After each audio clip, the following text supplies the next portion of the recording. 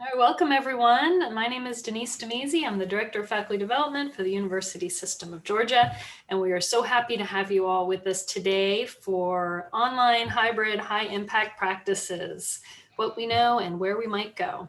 And our presenters today, Chase Hagood and Shannon Brooks, I've been lucky enough to work with both of them before when we were all at the Center for Teaching and Learning at UGA. So I know you guys are all really in for a treat here. So I'm just going to go ahead and turn it over to them. Thanks so much, Denise, and thanks again for inviting us. It's the first time that Shannon and I have presented together, and we have known each other for, I know. for How some, did that happen? I have no idea, but I'm so delighted by the opportunity. So thanks again, Denise and Jeff, and welcome everyone. So let's just jump right in. Today, we hope that over the course of this conversation, we are able to have a conversation, and we do want it to be as interactive as possible. And everybody give me a thumbs up if you're able to see screen and it's nice and clear. Fantastic. Thank you. There's our first interactive piece, right? People saying, yes, we can see what you're talking about, Chase. To talk through and to consider, what are these hybrid HIPs? One, what are HIPs? Do we have a kind of common definition and or common understanding? Not that we all have to agree, but do we have an understanding so that our definitions can be a thread that ties us together, so that we would leave this session in many ways, as you see here, more knowledgeable about HIPs and that core research, eager to participate in some communities, both with Denise, with Jeff, and with others across the system, with each other and with other colleagues on your own campus, and then equipped with some examples, right? So much of faculty development work is that, how do I make this work here, right? And not to say that all politics are local, but how do I make these great ideas function on my own campus? And so we hope to be able to do that. And I will just go ahead and say this. Shannon's portion of this, the incredible work that Shannon has done, like I'm thrilled to have her as a colleague, and so much of what she's going to share about service learning at the University of Georgia is going to be just phenomenal. You're going to want to engage directly, and all of you are going to want to follow up with Shannon. I know it, and I love it. So, okay, here we go. What do we mean by hybrid? I think that's one place to get started. It is constantly on our mind, a common definition that we've got here from the Online Learning Consortium. For what, 20 years, this notion of blended, also now hybrid, is all around us. This notion that a lot of the significant interactions will be kind of merged between what our face-to-face, our typical kind of traditional quote unquote face-to-face instruction could look like, or that modality of being in a classroom, that is complemented and supplemented by online or distance learning approaches, right? So that's what we mean by hybrid over the course of this presentation. That definition is a pretty old one put together by the OLC, I think back in 2012, and now that language has become part and parcel of our everyday lives. So not all face-to-face, but that it is a result of a blended kind of environment. That's where most of us are, I think, in American higher ed today. What do we mean by HIPs? 11 now, not 10, 11 common kind of practices, and we're going to dive into that definition a little bit deeper in just a moment, running across all of these different kind of characteristics, or these different kinds of experiences, from first year, which we're going to spend a little bit of time on, all the way down that list: undergraduate research, diversity and global learning, or kind of expanding kind of global experience, global awareness, to service learning, which is where Shannon's going to spend some incredible time sharing with us work that she has done, research that she's done, and work that's been done in her unit at UGA, to internships, and then the 11th that was recently added about 3 years ago now, e-portfolios. This is defined out of the work of many of you, no doubt, are familiar. We're going to get a pulse on that in just a second, of high impact educational practices as they were put together. And you see a description there on the right. We're going to zoom in on a couple of those in a second. As put together by AAC&U, the American Association of American Colleges and Universities, based off the work of George Koo and many others, to think about how these practices could lead students towards a greater kind of success, right? Or as Koo puts it here, that these teaching and learning practices have in many ways been tested, and they've been shown, at least in the classroom or the learning environment, to be beneficial for college students. And really, we think about diversity and inclusive learning environments from many backgrounds, right? So for a lot of my work at UGA, I'm privileged to be the director of the Division of Academic Enhancement. That means what all those words mean is that I get the great opportunity to work with a lot of first generation low income students who need a holistic kind of wraparound because of everything that research tells us, so that they can have access, one, and be successful, right, as they transition in and then make their way through. And that these practices take a lot of different forms. And when Denise reached out, it's kind of like, yes, absolutely. Let's talk about some of that diversity as well, right? And how do we have productive conversations around what those forms look like when you look at that latter part of that statement and that top block about institutional priorities and institutional contexts, right? What a HIP looks like at the University of Georgia may not necessarily look like the same kind of HIP, right, for, say, a first year experience, which I'm going to talk us through in a moment, what that first year experience might look like at the University of West Georgia or at Valdosta State or somewhere else. That they are, in fact, dependent on institutional priorities and contexts, as well as learner characteristics or educational backgrounds of our students. So knowing our students and knowing our institutions, right, and our missions are key to then developing or designing out really great HIPs. Now, some of you might say, wait, he's just given us this strong push for HIPs. HIPs are great. We love HIPs. I would make a reference about the world of HIPs, no doubt, those of you that were listening to popular music in the early 2010s, that they don't lie. I told myself I was not going to go there, but I did it anyway. Here's work. For many of you, you would say, wow, so HIPs, good things, right? That they empower students from a diverse backgrounds. They can be linked to our institutional context and types. However, a full conversation, it's my opinion, that a full conversation about HIPs includes things that we don't yet know or things that we should be trying to find out, right, about our own educational practices. So Shannon and our colleague, Greg Walniak up at the Institute of Higher Ed, and his colleagues have looked at high impact practices and then how those then get linked to career outcomes. And part of a recent study that they put together in spring of 2019 really dives into that. You see the 3 research questions here. And somehow, I think 2 years ago at AAC&U, I found myself in the room with Greg and several of his other colleagues in this study, and they contributed, I think, to the 3rd volume of How College Affects Students. Many folks on this call know that ongoing work, I think, of Pascarella and others. And like in AAC&U's own backyard, they were asking this question, which is a good question to ask, right? How do these HIPs work beyond the classroom? There were their 3 questions of their study. And again, I'm happy to make these slides available. I think Shannon likely is as well, so you can follow up on some of these studies.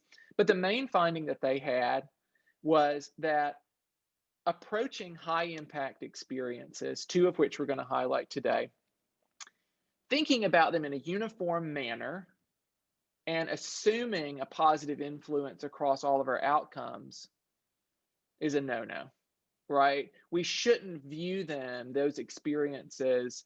It should serve as a warning. That was one of their findings, and they had several. I'll leave you to go read several of their findings. It's linked here. So when you get the PDF, hopefully you'll be able to find that. And that it should caution against, right?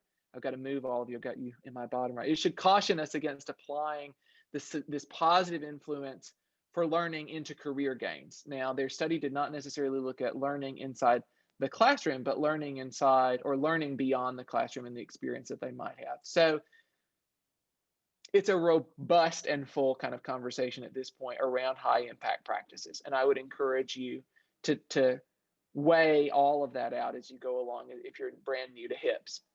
And now we're going to find out if you are brand new to HIPs.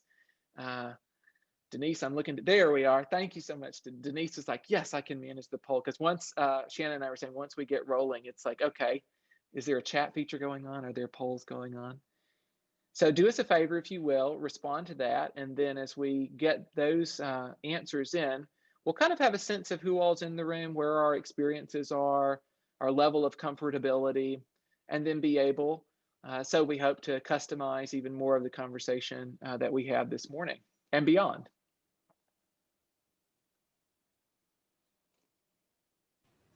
If you're not seeing the poll and you have multiple screens, look around on your different screens. We discovered that earlier.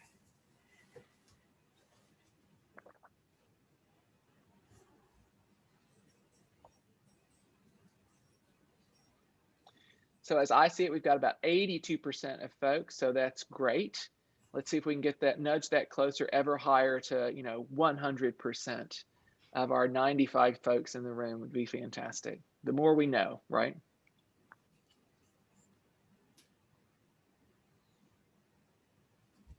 So again, have you used HIPS? What is your experience level with that, and in what setting, like what modality?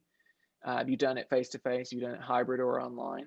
And that second question, really, we're looking for a level of how good do you feel about making that transition, which is where we're going to spend much of this other half, or this other 3/4 of our time together, is what do we know about that transition into the online space, or into a hybrid space with HIPS? Looks like maybe we've got our last responses. Shall I go ahead and launch it or end it? Okay. That sounds great, Denise. Okay. So we're seeing, so everybody can see that along the way at this point. We're seeing a lot of folks who've used HIPS face-to-face, 53%. That's going to sit well with some of the national data, 3 times kind of survey of first-year experiences I'm going to share with you in a moment, that a lot of folks have used HIPS, and in particular, one of the most ubiquitous, or 2 of those, I think, is the pairing that we have here this morning between first-year experiences of some stripe, of some type, as well as service learning, which Shannon is going to talk us through. So face-to-face, yes, we're good on that. I haven't used HIP. There's a good portion of us in the conversation this morning, which is fantastic that you're here. I'm so delighted that you're here to learn about HIPs and at least entertain them, right? And have a robust conversation about that. And then your level of adapting. So for those of you that haven't used HIPs, you might say, yeah, I'm not very comfortable, or I might be in that mid-range on a 2, right, of less comfortable. That's 25%. So we've got a lot of folks, I'd say the majority, just interpreting this data on the fly at that mid-level and below in terms of level of comfortability, somewhat moderate. I'm okay, perhaps, or neutral and below. So hopefully, if we were to launch this poll, and I'm not throwing that curveball at Denise, I refuse to do it. If we were to launch that poll again at the very end, we might hopefully see an uptick on level of comfortability. So even as I say that, we might relaunch. We probably won't, but we might do that to see if we have an uptick in comfortability by the end of the session. Okay, fantastic. Thank you so much, Denise, and thanks everybody for participating in that. So if we think about, here's an incredible study that was put together 2018, and as I was reading through it over the last 48 hours and doing a lot of intensive reading yesterday in preparation for this conversation, in thinking about how high impact practices, how they function in the online environment, how they work, how we should approach them. Basically, 3 big questions come up that faculty, administrators should consider if it's a whole program that's trying to attempt a high impact practice that's moved into an online, or if it's just you as a solo faculty member, right, who's thinking about how am I going to take what I've done in the past and place it, if you teach a capstone course, right, how am I going to approach a capstone seminar as a HIP can anybody else see the words "get this"? I have no idea what that is. That's not on my slides. Denise, can you see it? We're just gonna. I have no idea what that's from.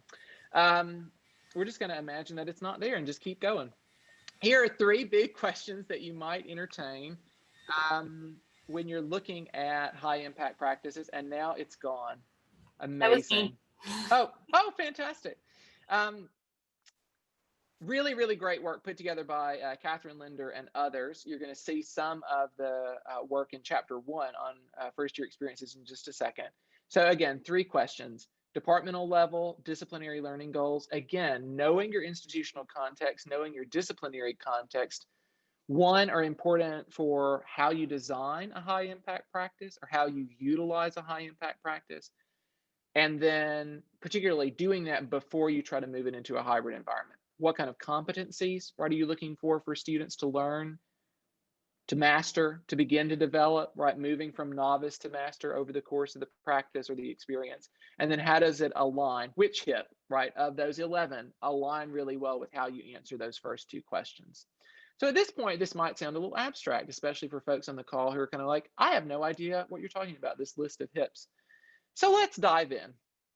One of the, again, most widely adopted, and again, the net of hips began to gather all of those practices together to say, here are a lot of practices that can have a deep impact, right, on students as they progress over their life cycle through their time as a student in higher education. So much of the work around first year seminars or first year experiences. Here is the traditional kind of piece, right? And this is, again, George Koo, if you don't know Koo, and Ken O'Donnell out in the California state system. A lot of their work around first year seminars and first year experiences has been confirmed by research in this traditional setting to say the highest quality of those first year experiences will do these things, right? It will begin to expose students to critical inquiry.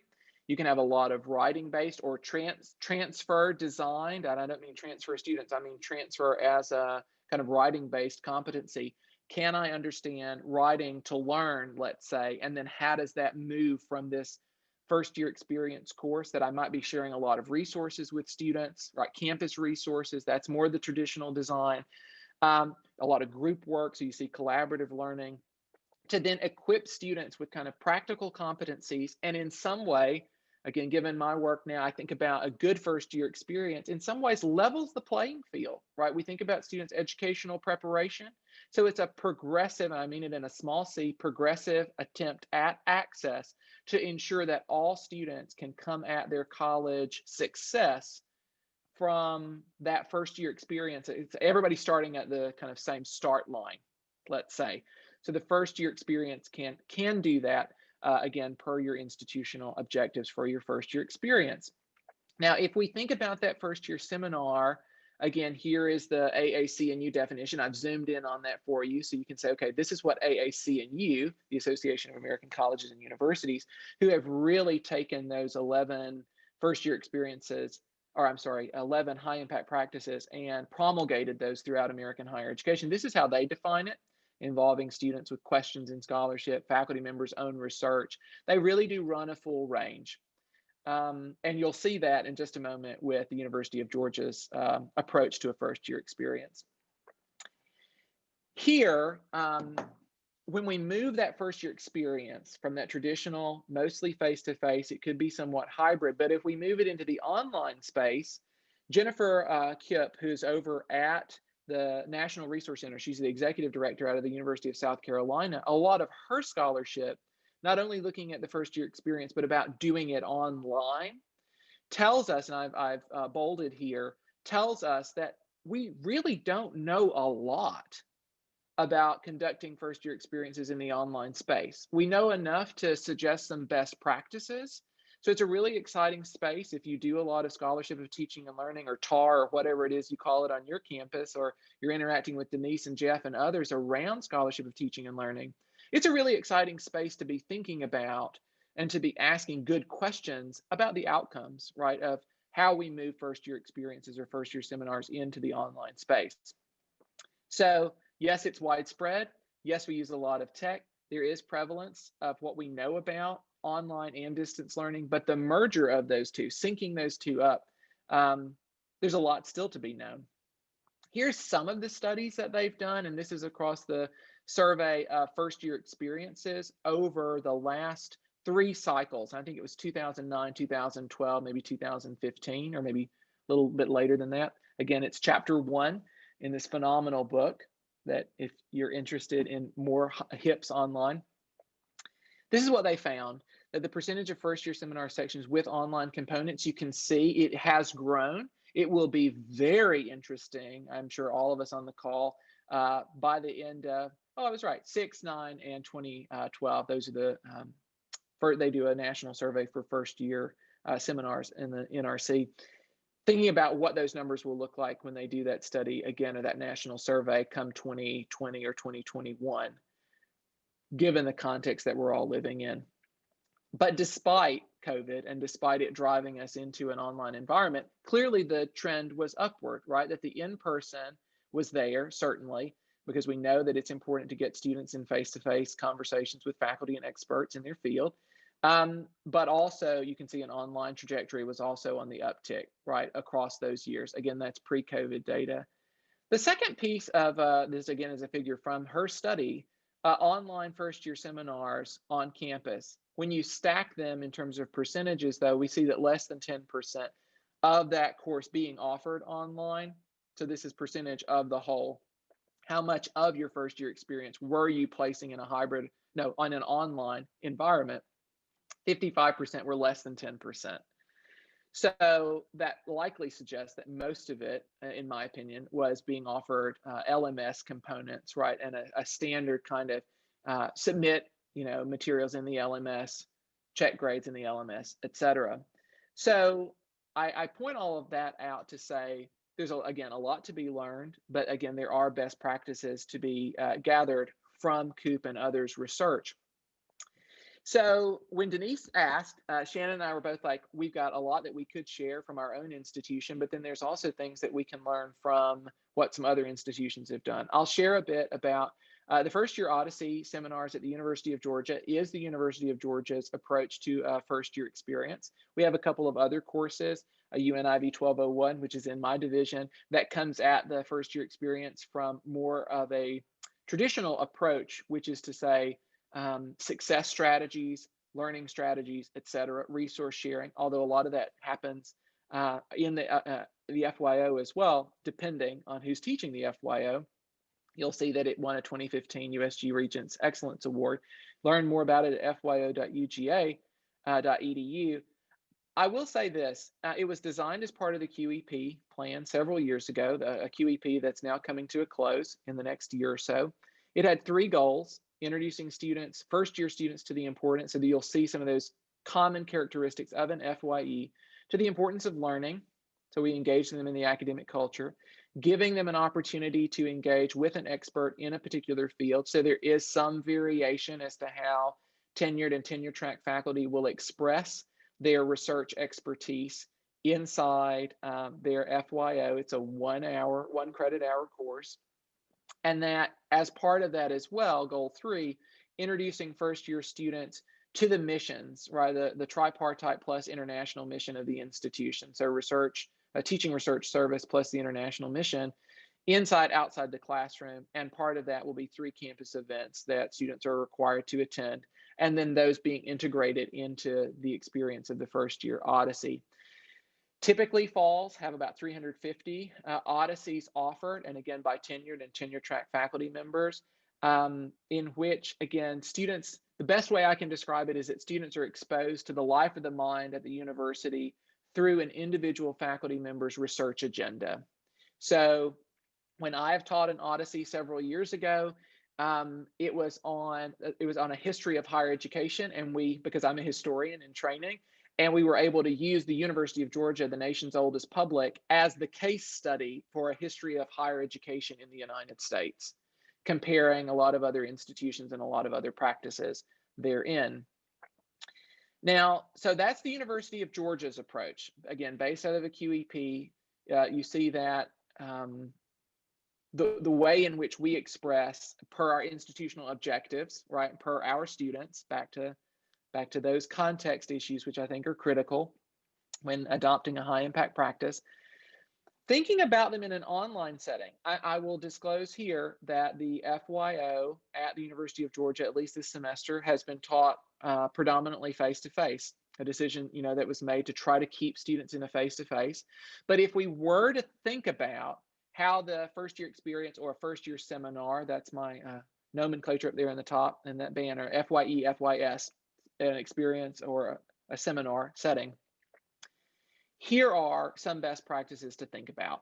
So if you've never done an FYE, or you're thinking about how might we structure an FYE program on our campus, or how might we improve it as it moves into the online environment, here are some things to consider. That they include interactive modules, right, that can help students get oriented, that if you're making those modules yourself, I would strongly encourage you not to put a date stamp in it anywhere. Avoid years if possible. It's one of those it's one of those thresholds. If you can get over that threshold, you can recycle some of those modules again if the course stays somewhat consistent, to help orient students to what the platform is going to look like, because they're going to be experiencing our LMS throughout, and that ground has shifted right underneath all of us. So they're going to be experiencing the LMS in a lot of different ways than perhaps any of us have ever imagined pre-COVID.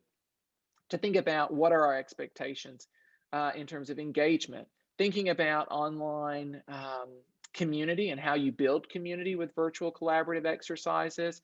What are the expectations, and being really, really clear with students therein. I expect you to engage with these members of your group and post a group product right in this space, this particular space, let's say inside the LMS. How are they going to do presentations? What's the expectation for them to engage with discussion boards? And then at a little higher level, what do we know about and how can we implement problem-based learning, active learning techniques, game-based exercises, which is maybe a topic for another time. How do we run a reacting to the past game in the online environment? Yes, it is a challenge, but it is a great one, and they work well in FYEs. That's a topic for another time. But considering all of that as to making the space, the online or hybrid space, as active and interactive as possible. And then, as no doubt Shannon's going to chat a little bit more about, the power of reflection and how we want to build reflection into particularly online environments, because reflection is very, very key to a high impact environment or high impact exercise. So some key takeaways from Coop's research, and again, that's chapter 1 in this really, really great book put out by Stylus in 2018. To move beyond transactional use, to not think about IT as only a vehicle for communication, but thinking about our LMS or thinking about whatever platform you're using, if it's Zoom or something else, to facilitate interactive engagement. So a poll, or as Shannon's going to demonstrate, some other ways that you pull folks into the conversation that's dynamic and can be scaffolded. Another key takeaway for a first year experience or seminar that's designed, again, for your program, for your institution, all right, wherever you are on that spectrum, for the LMS to engage in a way that allows for students to be successful, right? In some ways, catapulting students towards success because they get some practice, let's say, in the first year experience, so that the dynamics of the learning management system is not something they're trying to figure out at the same time they're trying to, take their pre-calc course.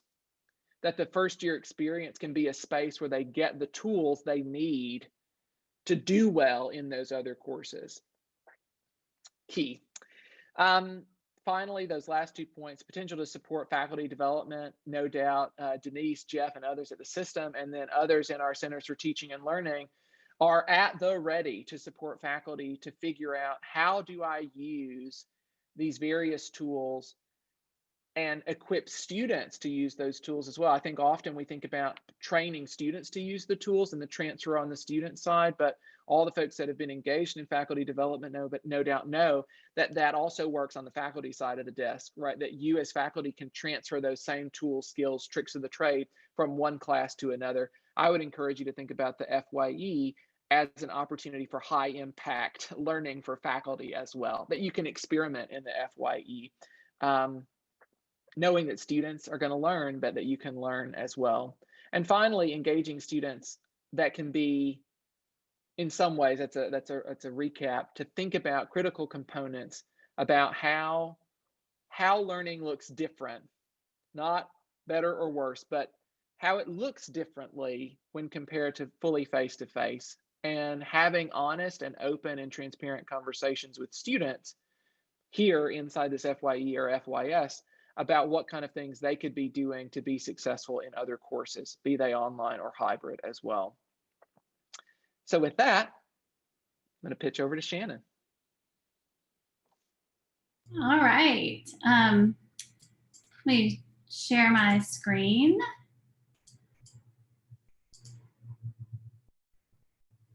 I'm happy to, can you all see that? All right. I am happy to be here today. This is a lot of fun to be able to present about hybrid HIPs and especially online service learning. I think as Denise and Chase mentioned, I have been the director for service learning for the last 15 years. I'm actually the first director of service learning that we've had at UGA. So clearly I'm not good for anything else. But it's been a lot of fun to help sort of grow that initiative here, and also to see the really great work that is actually going on across the state related to service learning. We're very fortunate. We have many of your campuses have really incredible service learning initiatives, and so I would encourage you to seek out what resources are available. And if you are at a campus that doesn't necessarily have someone dedicated to service learning, please feel free to call us. We're always happy to work with other USG institutions and to share what we have learned over the years. So today we're going to talk about service learning elements and then delve some into a helpful service learning taxonomy, and then actually look at some hybrid service learning project ideas. So what does service learning look like in a hybrid environment? Talk about reflection in hybrid service learning, and then I've got some additional resources for you all to look at in your own time, since we don't have a lot of time today. But first, I want to set a foundation for what we're talking about when we talk about service learning. The focus of this presentation and our discussion is going to be on academic or course-based credit-bearing service learning as a high-impact practice that can improve student learning outcomes across a variety of dimensions. And there's we're very fortunate because service learning has a lot of research associated with it, particularly around student learning outcomes. And the discipline has been around for quite a while. And so I think it's somewhat different among some high impact practices in the literature base and the research around it has been going on for many, many years. The good news is service learning can also be implemented successfully in a co-curricular setting as well with similar best practices. So on UGA's campus, our focus is on course-based service learning, but some of you may be working in a different context. And so what's really important to remember, and I think what also helps us as we think about transitioning to hybrid service learning, is that the foundational elements and principles that we discussed today are applicable to really any setting, including hybrid service learning, or whether you're doing a 4-credit course or a co-curricular experience with service learning. And so when we talk about academic service learning, let's set a baseline for what sort of practices that we're really talking about. And so here's the definition of service learning that we use on our campus. And this definition is very much from a seminal article on service learning by Bringle and Hatcher. And it's one that we use, but you all may have other definitions that you use on your campus. So I think what I'd like for you to do is, based on this definition, I'd invite you to share in the chat what you think some of the essential design elements in effective service learning courses are. So if you're designing a service learning course, what elements would you make sure to include?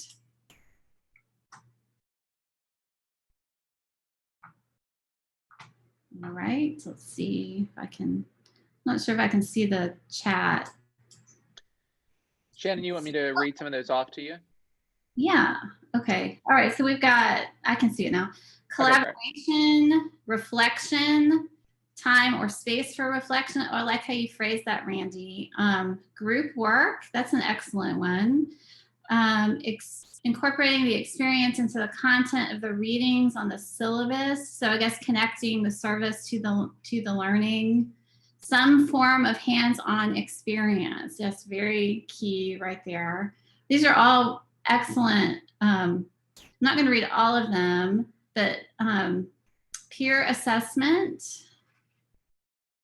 The actual project connects to the content of the course. That's a really, really good application, collaboration, and reflection, the opportunity to present about the experience at the end. These are all really excellent ideas. So feel free to keep sharing. Someone says, Bill Hamilton says, reflection is the glue. And Bill, you get a gold star for that because you're absolutely right. So we're going to talk about that later in this presentation. But I think you covered so many of these in the chat, but just to recap, here are some of the most essential elements of service learning. And so this idea of organized service. Students are going to be participating in some sort of service activity, or as someone put it, a hands-on experience, connecting the service with the learning outcomes. That is vital. You don't want the service experience to be viewed as sort of this add-on that's disconnected to what the goals of the course are. Community needs. I think this is one of the areas that separates service learning from a lot of other experiential opportunities, and that the service learning activities should very much be about meeting community identified needs, and often to further the common good, or sometimes to address some systemic issues in society. Reflection, as Bill said, is the glue. Mutual benefit, another key essential element that separates service learning from a lot of forms of experiential learning. Very often we're very focused on student learning outcomes, but in good service learning pedagogy, students are not the only people who should be benefiting. And so partner needs are also paramount. And then finally, assessment. So assessment in a service learning course is really about evidence of the learning and not just about completion of service hours. And there are lots of ways you can link that to how you're asking them to reflect and those types of activities, and some really interesting ways to assess service learning, the learning that is taking place. I did want to mention before I move on, there is a really great resource, and I've put this in the last slide for additional resources, but it's called the Service Learning Quality Assessment Tool, or slquat.com is where you can find this. But my office at the University of Georgia and a partner office at the University of Minnesota, we've spent the last 3 years developing this standardized assessment tool. And it actually has 28 essential elements based on all the evidence that we know in the service learning literature. And it's a really great resource. It can be used to not only assess courses that are being developed on your campus, but also to do a self-assessment. So if you're trying to make sure that your course reflects some of the best practices that we know about service learning, I would encourage you to check out that tool. And I'm certainly happy to talk to any of you all outside of this experience if you were interested in it. Another resource I would offer is that we have an introduction to academic service learning video that's available on our website. You can find it at this URL or just at servicelearning.uga.edu. It provides an overview of what service learning is and its benefits, and we often use it, a lot of our faculty use it to introduce the idea of service learning to their students, and any of you are welcome to use that. It talks about service learning at UGA because we use examples, but it's applicable anywhere. So we've established a baseline of what service learning is, but let's talk a bit about e-service learning or hybrid service learning. And so, we're in this moment where we are, hybrid hips are really having their time for obvious reasons. Necessity is the mother of invention. But interestingly, e-service learning has really been around for a while, and there's a pretty well-established literature base, along with a really great chapter in this book that the high impact practices in online education. The figure that I'm showing you on this screen was published by Waldner et al. In 2012, and it really established sort of the types and categories around e-service learning and how we distinguish the different types of hybrid SL from one another. And I think it gives you a really good overview. And for those of you who are visual people like I am, it can help you think about this and separate it in your own mind. So the idea behind it is to look at how the instruction and service are delivered, whether it's on-site and online, and to the different types of implementation determine the different types of e-service learning. So one of the things I want to point out that before we delve a little more deeply into this is that service learning of any kind is impossible without good partnerships. The community piece is vital for effective service learning. And so as we start to experiment with different hybrid service learning types, you may be very much moving beyond a traditional placement experience for your students in the community. But you really need to have good dialogue with your partners and figure out how needs will translate, especially to an online environment. I think the one opportunity we've had during our whole COVID experience has been that we've been able to have these conversations with most of our partners, and I would imagine your campuses are no different, because they're thinking about the same things. And so this is not, if anything, it really opens up a whole another avenue of projects and relationships that can be built. And part of the goal of service learning is to address community needs and to link student learning to the idea that they are engaged citizens, and they have a responsibility there. So this can really be an opportunity to work in different ways on community issues. So if we look at the different types of hybrid SL, I would invite you all, if you have some examples. I mean, it looked like about 40% of our participants had done at least some type of hybrid. Now, it may not have been service learning, but if you have taught a hybrid service learning course, or maybe even an extreme service learning course, please share some of that in the chat, what you had your students do. At least that way we will know you are a resource for other participants in the webinar. But the whole notion here is, I think hybrid type 1 has been around for a really long time and is used, this idea of doing on-site service with online teaching. It's used in lots of different field placement experiences, internships, and we use it in, I would say, a lot of different HIPs as well as other field experiences. I used to supervise student teachers in art education, and 10 years ago we were doing something similar to a model like this hybrid one. So I think there are probably a lot of examples out there of what students might do, and it's very close to, again, still to the traditional way of doing service on site. Then the other experiences in the instruction is online. When we talk about hybrid 2, we're really talking about the reverse, and I think this can be a little bit scary for people when they first start thinking about how do you do online service. And one of the things, that's a bit of a misnomer, because what we're really talking about is the activity that students are doing. And so they could be doing something like creating a marketing plan or a social media package. And so I think rather than a placement-based experience, they're really doing more of a project-based experience. And that lends itself very well to online.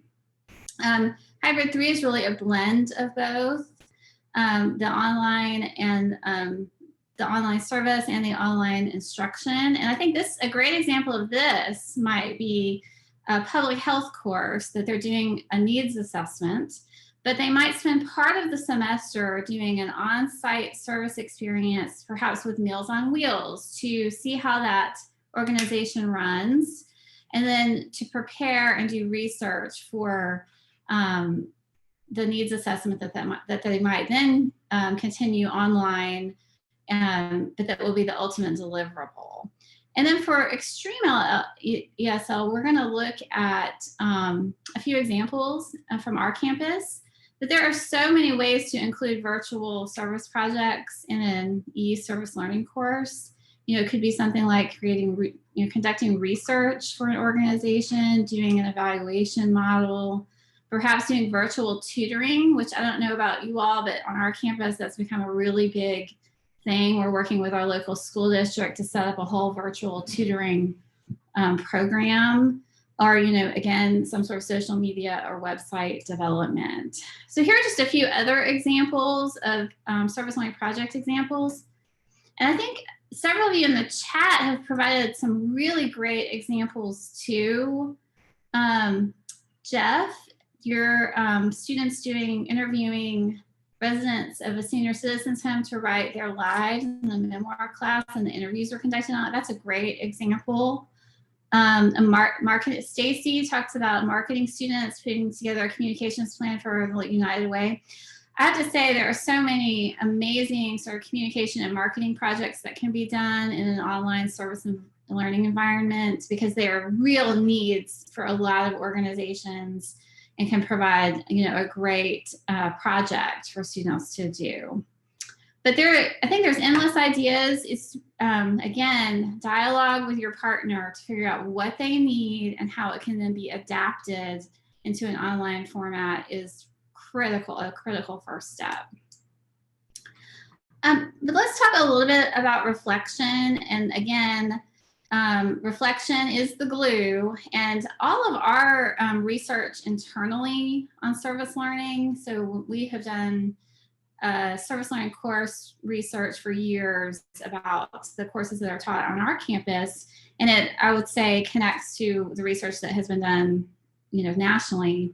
But reflection is truly one of the most essential elements to successful service learning. You can actually have a service learning project, spectacularly fall apart, which we have certainly seen. And when you're working out in the community, sometimes things happen. But doing an effective guided reflection continuously that's connected to the project, that challenges students, that's contextualized to the course experience, can salvage that and can also create a lot of opportunities for students still to learn a great deal from that experience. So I can't really emphasize this enough. In particular, in a hybrid environment, it's another way for you to not only assess their learning, but also to get real-time feedback from where they are in terms of their service learning experience, as well as how if they're doing a project, how it's going, and the questions that they might have, or what they're dealing with. So it also can help you work through those what we call forward-looking now what considerations as well. Of okay, so what, you're doing this, so now what? How do we apply this learning to other contexts? So we're going to look at a couple of examples of some digital tools that some of our faculty have found really helpful for online reflection. And many of you have probably used Padlet or Flipgrid in other ways. And I'm going to give you a couple of examples. So one of my close colleagues, her name is Dr. Kathy Thompson. Some of you may know her, but she teaches in our College of Education. She does middle grades. And she has taught hybrid service learning courses for many years now. And so one of the ways she uses reflection is, I would encourage you all to think beyond. Digital tools can allow you to think beyond written reflections. And so we always encourage faculty to also include visual reflections that incorporate visual elements as well as writing. And there's a link here to her Padlet that she did a few years ago with some students, where they were doing photo reflections that provided the opportunity to capture the thinking of students through the lens of a camera. What's most important when you're doing any kind of reflection is the guided questions that you might ask students, or how you frame those reflections. It's never enough to just tell students to reflect. You're going to then get diary entries that are not really necessarily about connecting to the service to the learning. But Padlet is a virtual wall, and it's also free up to 30 Padlets, which you can keep reusing them. It's a really great tool for this type of reflection. This is also another example. We have a faculty member, her name is Dr. Melissa Landers-Potts, in our College of Family and Consumer Sciences. And she has taught an adolescent development course that is considered an extreme ESL course. It's all online. For probably about 4 years now. So we were very fortunate to have a few faculty who are already doing this very effectively when we had to pivot in March to online teaching. And this is one of the things she does with Padlet. It's a very similar exercise to what Kathy does, But students in this course, which is an adolescent development course, actually work with a online health, it's a mental health coaching platform called I Prevail, and they get trained as peer mentors and peer coaches. And they work with students, other adolescents and young adults all over the globe, and they are essentially applying what they're learning in this adolescent development course as peer coaches. And she uses Padlet as a way to help them to sort of summarize and distill their experiences, and then actually link it to some of the course readings and other content that they're exploring. Another resource that Dr. Thompson uses is incorporating video reflection with Flipgrid. And I'm sure many of you have probably used Flipgrid. It's a really popular tool. But this is an all online course, and she used to teach this course face-to-face and always had an art reflection activity that she would bring in resources and have students do this. But when she moved online, she had students create their own piece of art that responded to some of the questions. And here are some questions that she might ask. And again, these are teachers. A lot of these are graduate students who are already middle grades teachers. And so she might, these are some of the questions that she asked, but they then explain their reflective art via Flipgrid. And this is also a free tool. You can use it from your phone or computer. It also now has a rubric attached to it that you can give feedback to those reflections. And then also students can give one another feedback. So it's a really handy tool, and I would highly recommend checking these out. I just wanted to provide a few other additional resources. There's a lot of great work going on, I think, in the hybrid service learning space.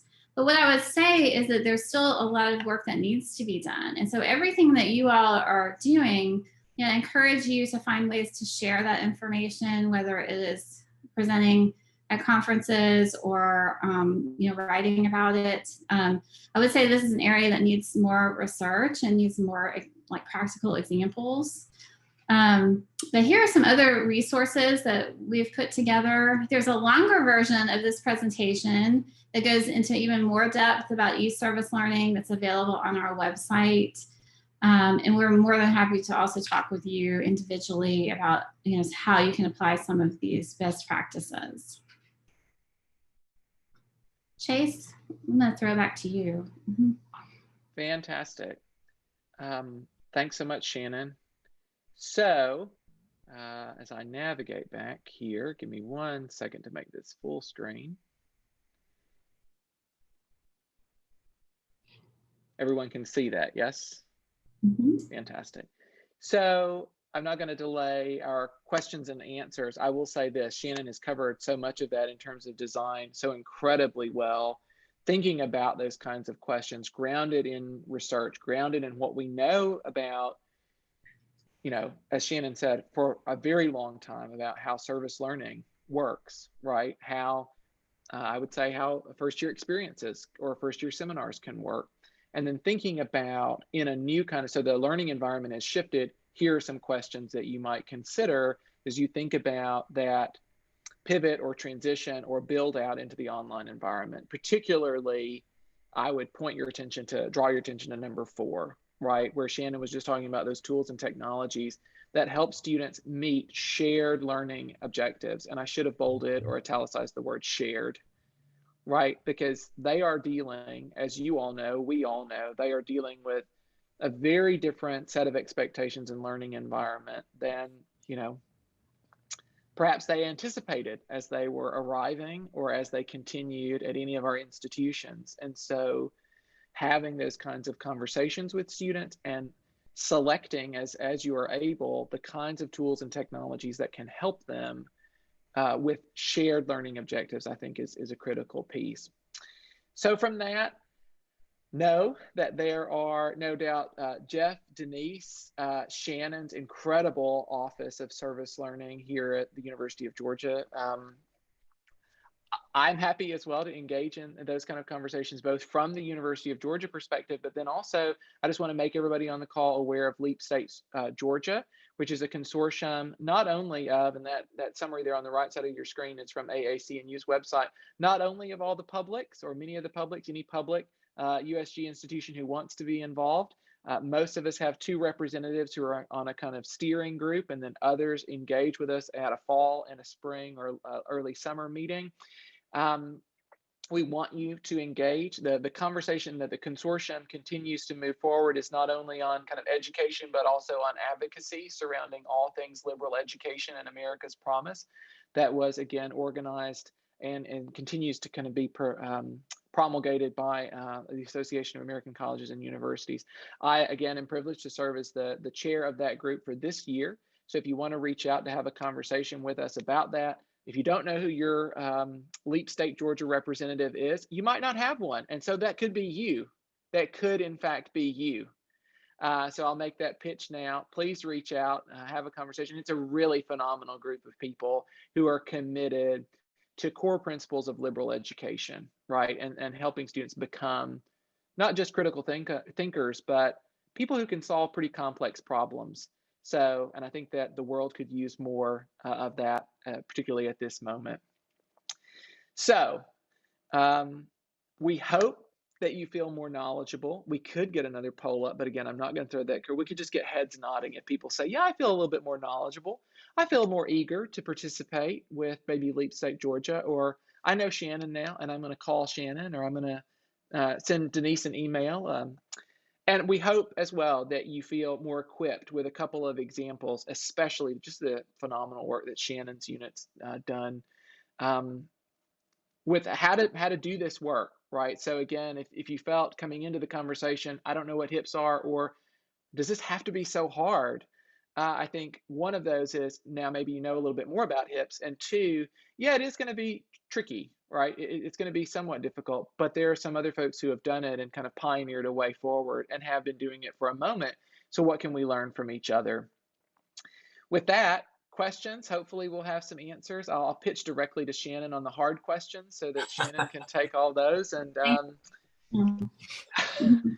yeah, we would love to spend the remainder of our time either in the chat feature, or there was a question in the chat that was a really great question that I do not know the answer to, but it might be worth throwing it out to everyone. Can hybrid HIPs be used to assess student laboratory skills? So that is such a great question. Does anyone have an example from their campus where that might be happening? I'm sure that it is going on. So. Chase and Shannon, while the participants are thinking of an answer to the lab HIP question, just want to say that these participants, while are maybe faculty from across the USG, many of them may be Chancellor's Learning Scholars who are forming learning communities. So what I see as the huge advantage here is whether it's a course or a program, FYS, FYE, or individual courses, this topic is just inviting a learning community to gather and to explore more deeply with the resources that you all have provided.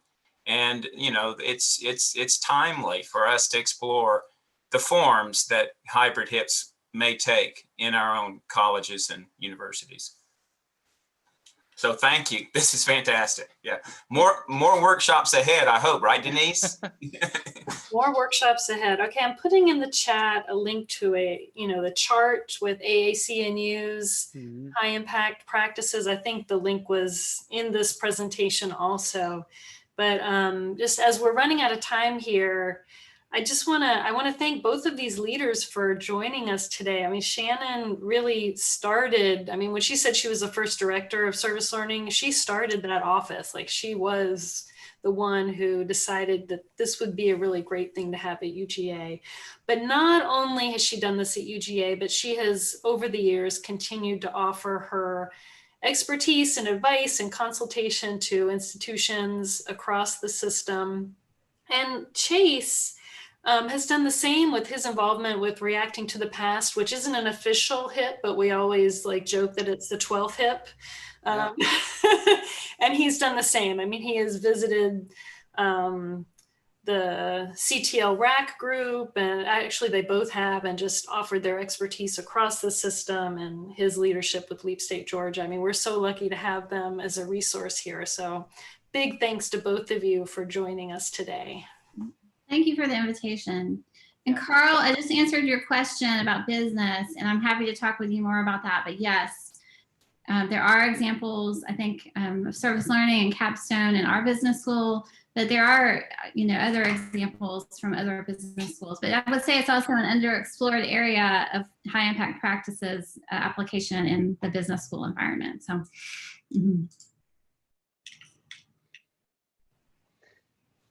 Fantastic. Again, thanks again, Denise, for the invite, and thanks everyone for being willing to engage and participate. And best of luck. Again, if you want to engage in more conversation around HIPs, around liberal education, Leap States, Georgia, please do reach out. And if you've got somebody on your campus, we'll let you know who that person is. And join us for future webinars. I just put the link in the chat one last time. All right, thanks everyone. Thanks everybody. Thanks again, y'all.